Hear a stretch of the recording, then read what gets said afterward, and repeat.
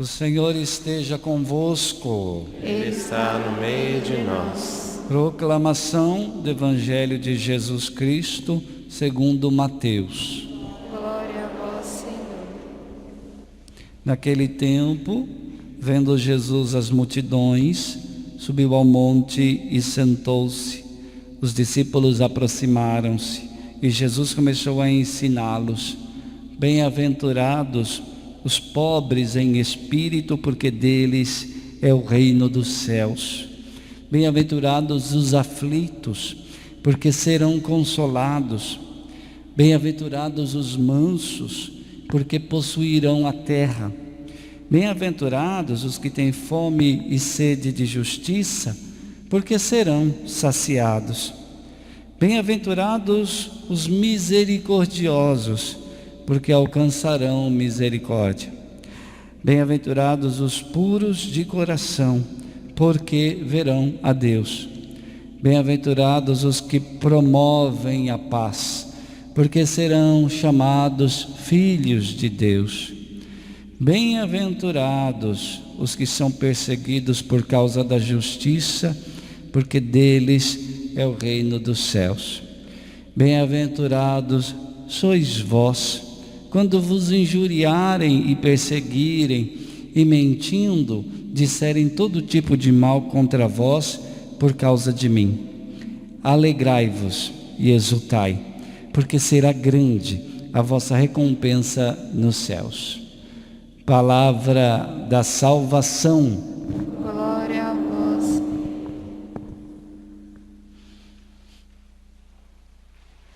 Queridos irmãos e irmãs, nos anos anteriores, nesta solenidade de Todos os Santos, nós refletimos já sobre a igreja como comunidade dos santos.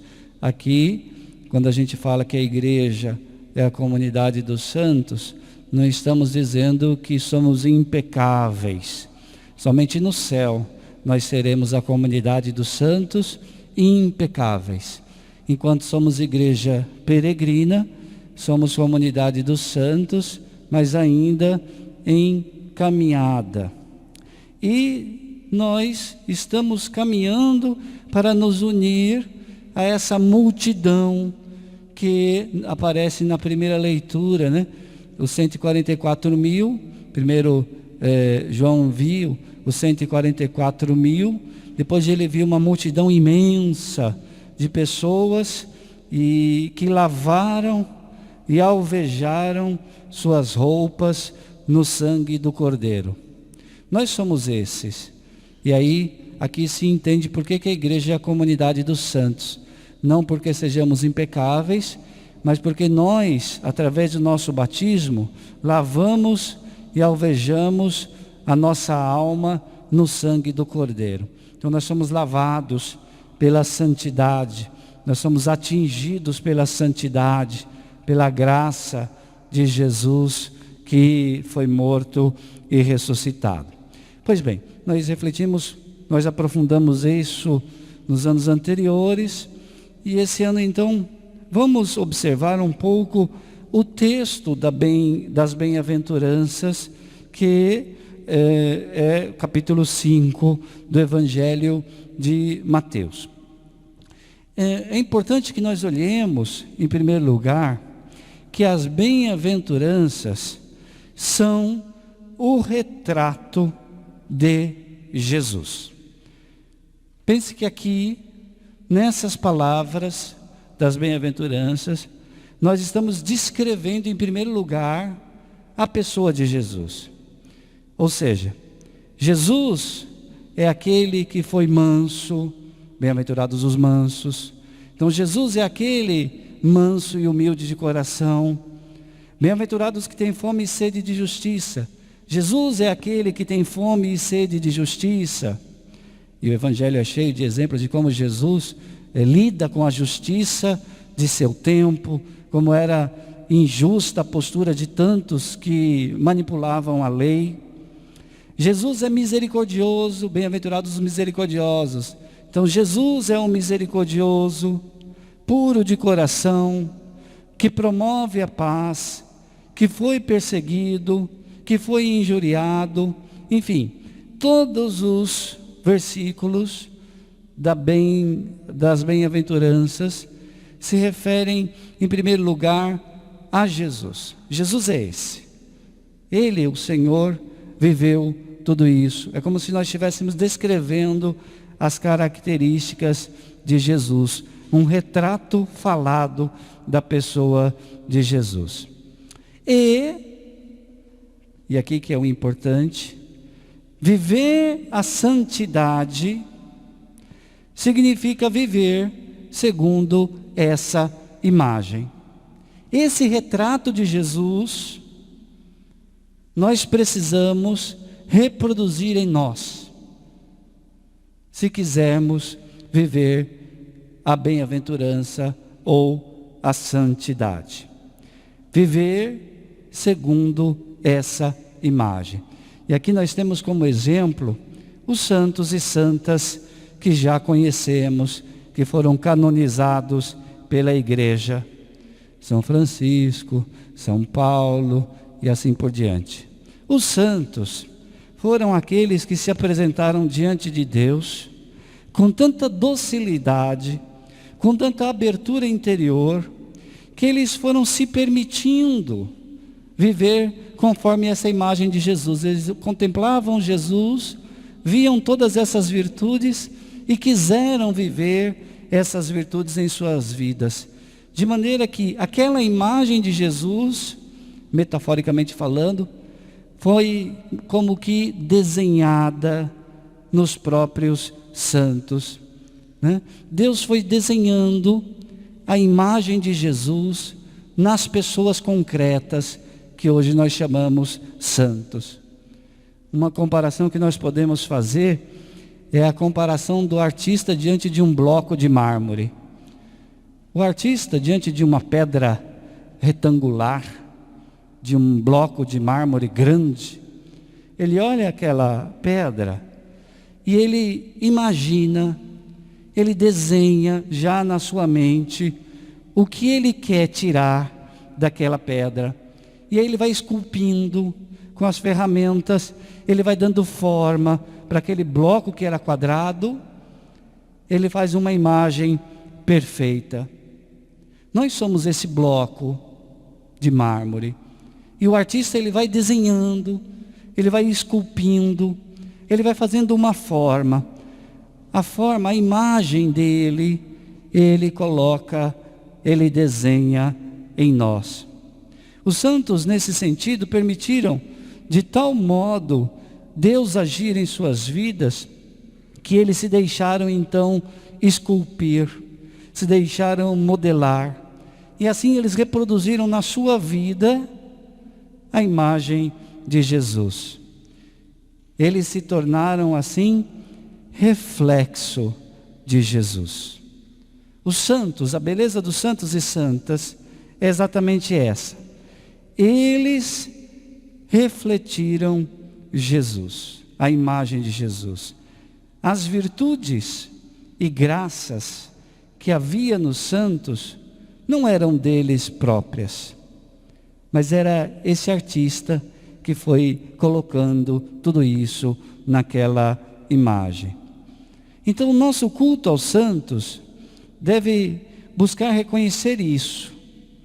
Os santos são pessoas privilegiadas, porque eles se permitiram modelar e com a sua vida foram refletindo essa imagem de Jesus, mas tudo o que havia de extraordinário nos santos não eram deles próprios. Era da graça de Deus neles. Isso é importante. Por quê? Porque santidade é isso. Santidade tem a ver com isso. Santidade não significa eu ser uma pessoa super perfeita, impecável. Santidade tem a ver com procurar ser reflexo de Jesus. De modo que as pessoas olhem para mim e percebam a imagem dele. Daí você pode falar, padre, mas isso é muito difícil. Imagina as pessoas olharem para mim e reconhecerem Jesus em mim, isso é muito difícil. Na verdade, meu irmão, minha irmã, isso não depende apenas do nosso esforço.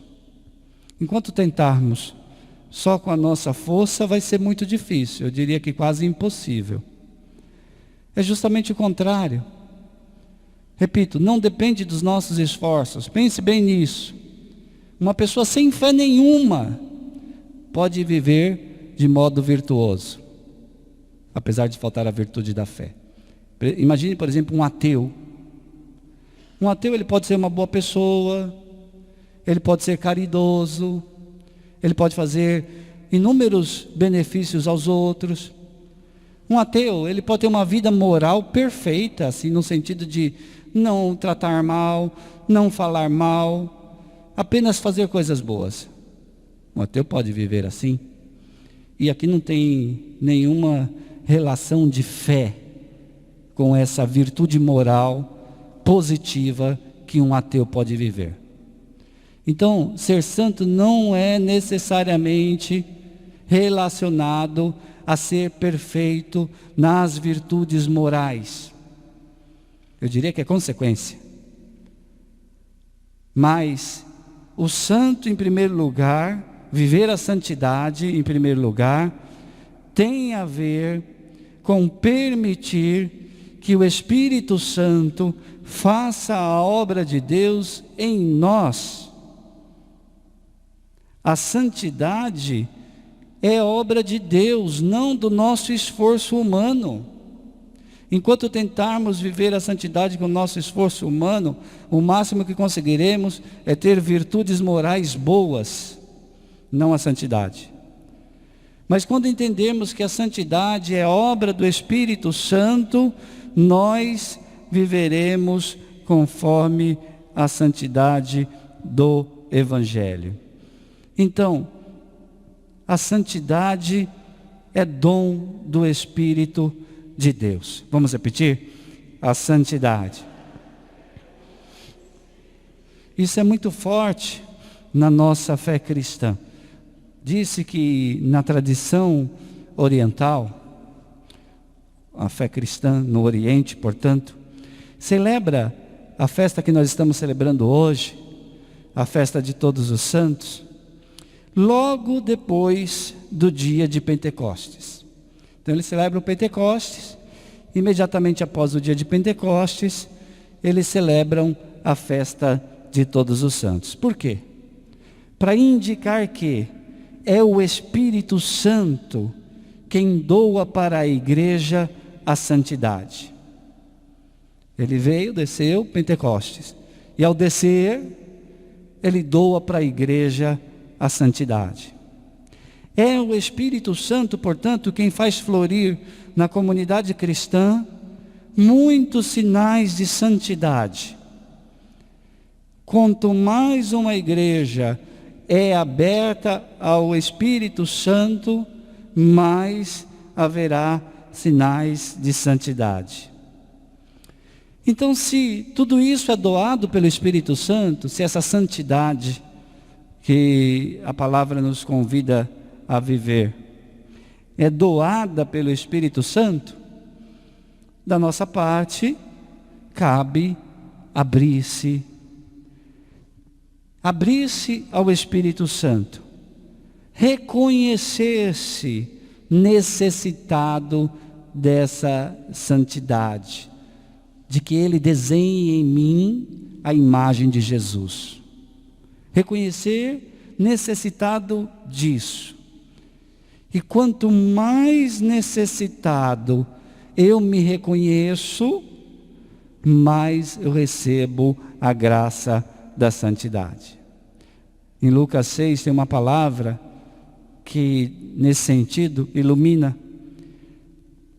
Lucas diz o seguinte: uma boa medida, calcada, sacudida, transbordante, será colocada no vosso colo. Uma boa medida.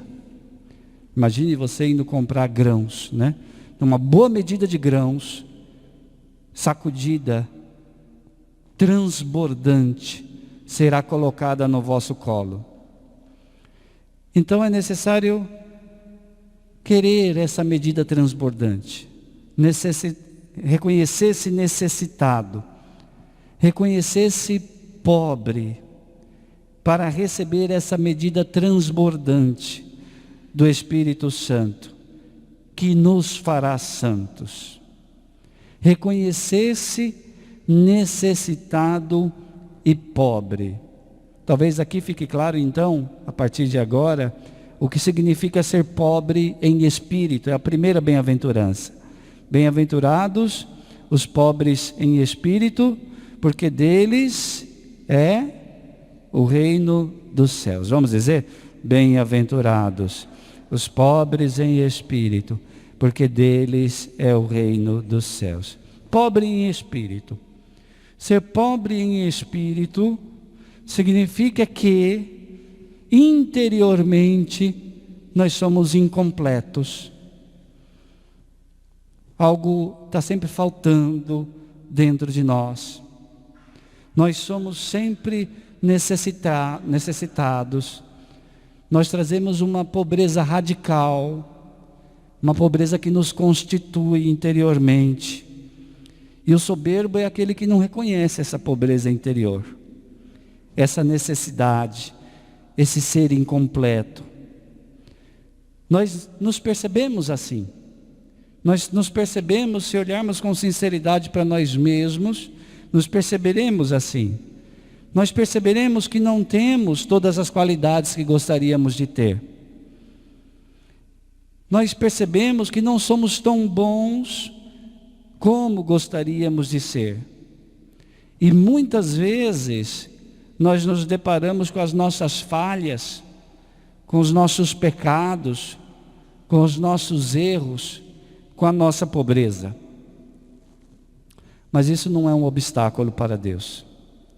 Jesus nos ensina que somente os que são pobres em espírito é que terão o reinado de Deus. Bem-aventurados os pobres em espírito, porque deles é o reino dos céus. Aqui a gente sempre se refere reino dos céus ou reino de Deus como reinado, porque o reino de Deus está onde Deus está reinando, não em um local físico geográfico. Portanto, somente os pobres em espírito é que terão o reinado de Deus em suas vidas. Somente quando você reconhece sua pobreza interior, reconhece o seu ser incompleto, é que você então começa a abrir espaço dentro de você para que Deus te complete e venha reinar em você. Se você não se reconhece pobre e necessitado, significa que você está completo. E Deus não precisa agir na sua vida porque você já é completo, não precisa de nada. Mas quando eu me reconheço pobre, quando eu me reconheço incompleto, eu reconheço que preciso de algo. Portanto, eu vou abrindo espaço para que Deus venha e reine em mim. Somente Deus pode nos completar verdadeiramente. É disso que fala esse texto que nós lemos no Evangelho de hoje. Somente Deus é quem pode nos completar totalmente. E é por isso que as bem-aventuranças dizem, bem-aventurados, o que significa bem-aventurado? Felizes.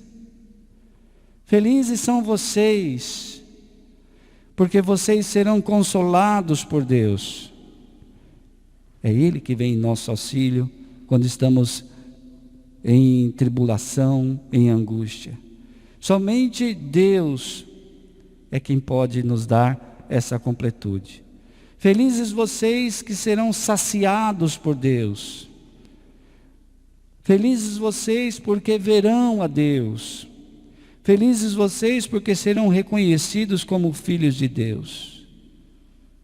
Perceba, a santidade não é obra humana ou uma obrigação de sermos 100% de qualidade, pessoas irrepreensíveis, pessoas impecáveis.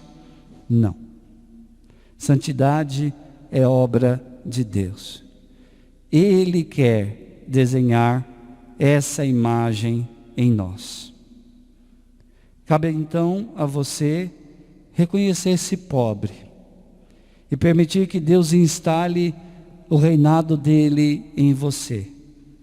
Permitir que Deus desenhe a imagem dele em cada um de nós. E a partir disso, viveremos no mundo sendo reflexos da imagem de Jesus. Louvado seja nosso Senhor Jesus Cristo.